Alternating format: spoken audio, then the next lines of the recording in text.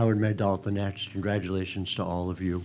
Caitlin, we spoke about Hannah in February. You talked about wanting to get her more involved. The Nets game, she scored 47 points. Here we are 2 months later, and she has the game that she just had. Just take me through that process, what you've seen, and what Hannah has done over this period of time to further establish herself. Yeah, I think Hannah's tremendous, and I think it's just the confidence and belief. I think tonight she played with an energy about herself of, she really could go in there and dominate, and, she goes toe-to-toe with Aaliyah Edwards, who in my mind is one of the best players in the country. Was physical with her, guarded her well, boxed her out, and, she wasn't afraid to take it at her either. I thought when they subbed in some post players off the bench, Hannah continued to go at them. And, I'm just super happy for Hannah. She's worked so hard to be in this moment. She goes 5 for 7 from the free throw line, makes some big free throws for us. But, yeah, she was definitely a difference maker. So I think this is the Hannah we all know, just having that confidence within herself, because we all have it in her. So just would be super happy for her. Going to move to our right, Nancy. Nancy Armour, USA Today Sports. Hannah, what was working for you tonight, and how much has the confidence that your teammates have in you made a difference for you this season? I think the confidence is everything, especially hearing, Caitlin Clark talk about me like that. It gives you a confidence boost. I think anyone would say that.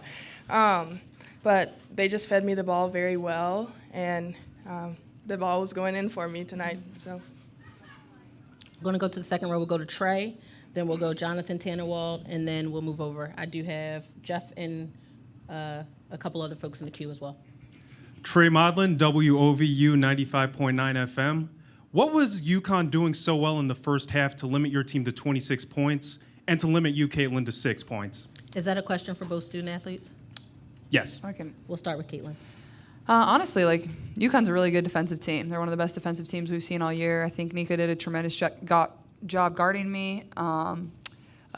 We got some good looks. They just didn't go in. And sometimes that's just what happens. We missed some easy bunnies around the rim. But I think the best thing about our group is, we went to the locker room at halftime, and, it wasn't like, oh, come on, you got to make shots. It was, no, stop turning the ball over, and you're going to be perfectly fine. We knew at some point our shots were going to go down. And, we put up 45 points in the second half, 25 in the third quarter, came out in the fourth quarter and started really hot. So I don't think it was a freaking out of our offense not working. I think it was just it'll come around. We didn't execute great, and we were only down 6. We felt really confident in that, and nobody panicked. Everybody knew just need to clean it up a little bit, and that's exactly what we did. And Hannah? she never leaves me anything to say. Sorry. Not bad. Yeah. We'll move on to Jonathan up in the front. Thanks. Jonathan Tannenwald of the Philadelphia Inquirer. Caitlin, this question's for you. Some of the shots in the first half for you obviously weren't falling late. There was a moment in the second quarter you drove the lane for a layup, and it sounded like the Iowa fans knew right away that it was a big play, because shooters often, when they're not hitting from long range, they'll drive inside. Is that something that was on your mind to do in that moment?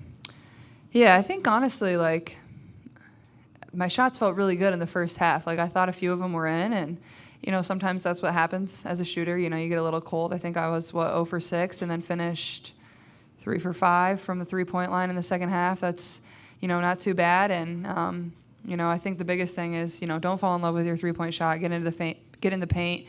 Get some easy baskets. Then that's kind of what I did. I would have liked to get my feet in the paint a little bit more in the second half, but they played really good defense on me, honestly.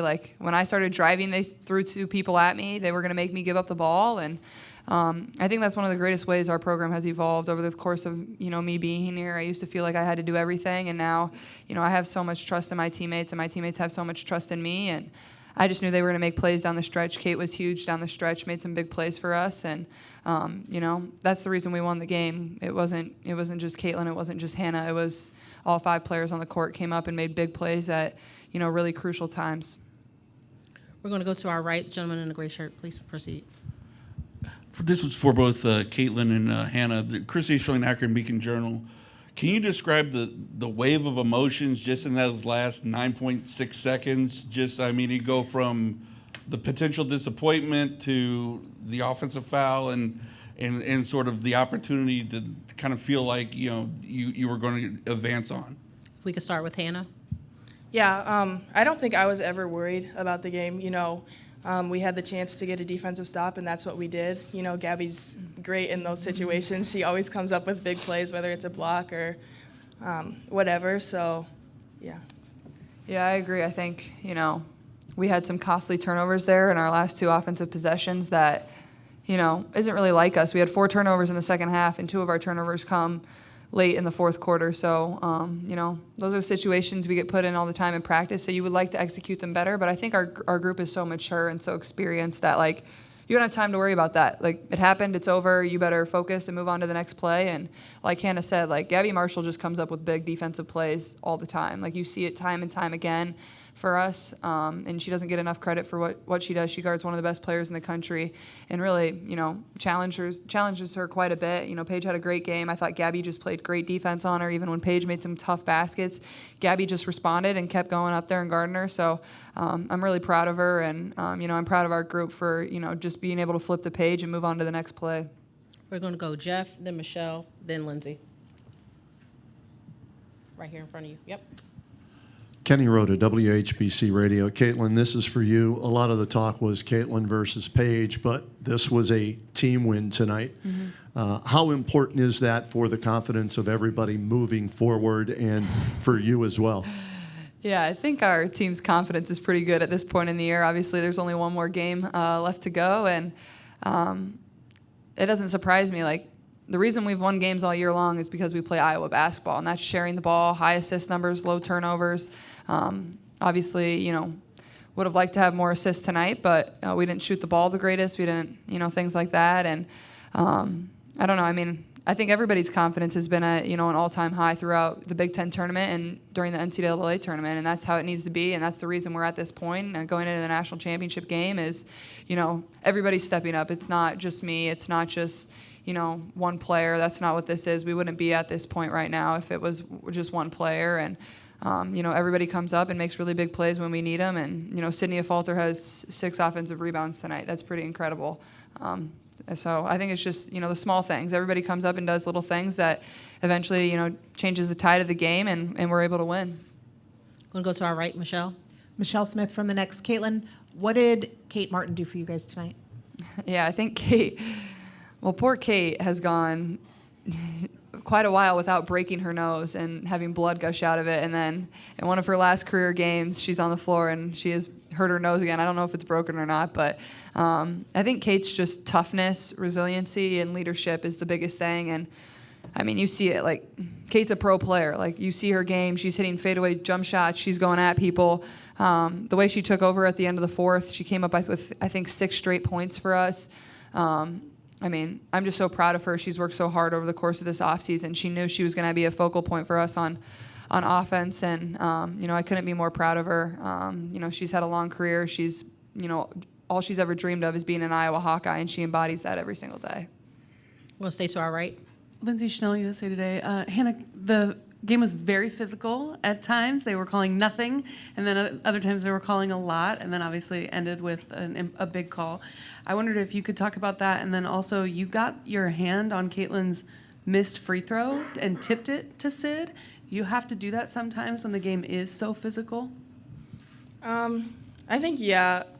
The game's physical. It's basketball.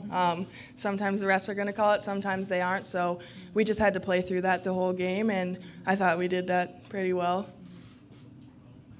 We're going to go to the back, the gentleman with the gray shirt. Then we'll come up to the front, Dion, and then work our way to the gentleman in the second row. And then, yep, got you as well. Thank you. I appreciate it. Wiley Jahari, Spectrum News. I just want to know, how do you guys plan on handling South Carolina's inside dominance?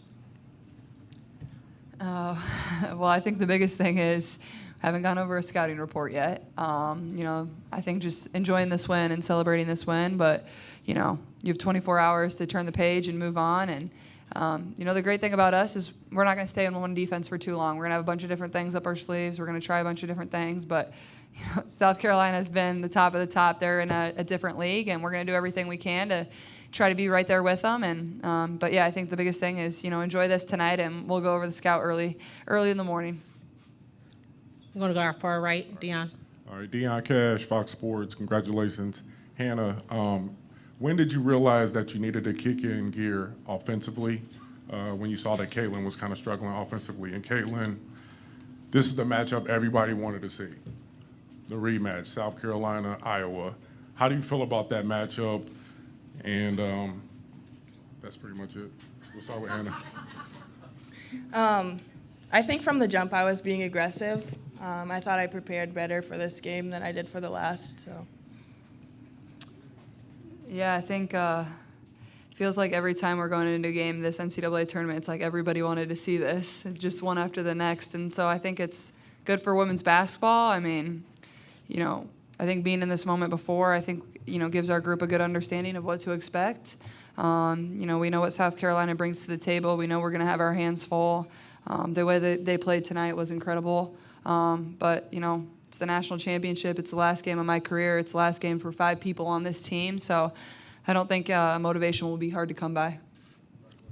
We're going to stay to our right. Caitlin, Mike Lucas, WKYC. When there was 1.1 seconds left, you ended up throwing off, I think it was Paige's back, wasting some time. Was that something you kind of just did instinctually? Is that something you and Coach had spoken about as a way to kind of burn clock, or is that just kind of how the game played out and something you did on your own?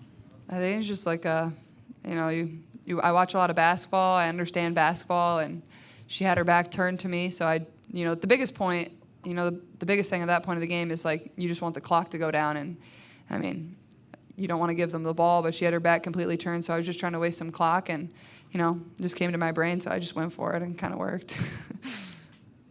Staying to the front. You can hold the mic.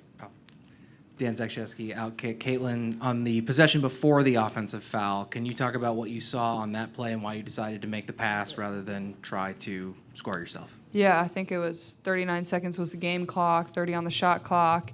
So a 9-second differential, and you know, I let it go down, and I think I started to drive right at about 9 seconds, and Aaliyah Edwards was guarding her, and she was popping straight up to the top of the key, and Aaliyah Edwards completely left her to come double or show on me. So the read is to give the ball up. And, you know, Hannah made a great play. The other 2 girls helped in. They got a deflection on the ball and just were able to get the ball and call timeout. But, you know, that's the read. I'm giving the ball up 10 times out of 10. There's 2 people on me. I trust my teammates to make a play. And, you know, UConn just played great defense. But I think the biggest thing is, like, after that turnover, we just went back right to the huddle, and Gabby came up with a huge defensive stop for us. We'll take our last question. Dominic Clary, Keon Sports. In the stands, it was deafening of the chants for you guys here tonight. What was it like, essentially, having all of Rocket Mortgage Fieldhouse chanting, "Go Hawkeyes, go Iowa," for that entire game? Honestly, I probably speak for both of us. Like, when you're in the heat of the game, like, you don't hear it. Like, you just don't. You're just, like, so locked in the game. You can, like, hear the noise, but, like, you just are so focused on your teammates and, like, what's going on in the game, like, you don't really hear it that much. I think once the game's over, you really appreciate it, but it's not surprising. I think the way our fans have traveled all year long has just been absolutely incredible. And, you know, obviously Cleveland being like driving distance from Iowa City and the state of Iowa, a lot of them had made the trek, and, you know, it makes the games a lot more fun for us, so we're just super grateful.